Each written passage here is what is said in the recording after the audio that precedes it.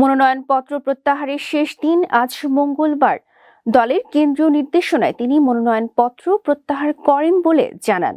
এদিকে জামায়াতের প্রার্থী প্রত্যাহারের পর রাঙামাটি সংসদীয় আসনে 7 জন প্রার্থী মাঠে রয়েছে বলে জানিয়েছে রাঙামাটি জেলা রিটার্নিং কর্মকর্তা ও জেলা প্রশাসক নাজমা আশরাফি। তিনি জানান, মনোনয়ন ছিল 8 জন প্রার্থী, যার মধ্যে 7 জন রাজনৈতিক এবং 1 জন স্বতন্ত্র।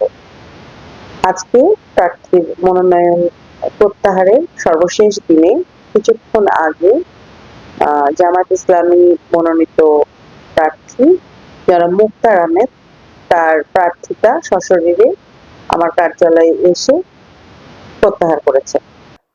আগামীকাল বুধবার সকাল 11:30টায় জেলা প্রশাসক কার্যালয়ে নির্বাচনী মনোনীত প্রার্থীদের প্রতীক বরাদ্দ প্রদান করা হবে। রাঙামাটি জেলা রিটার্নিং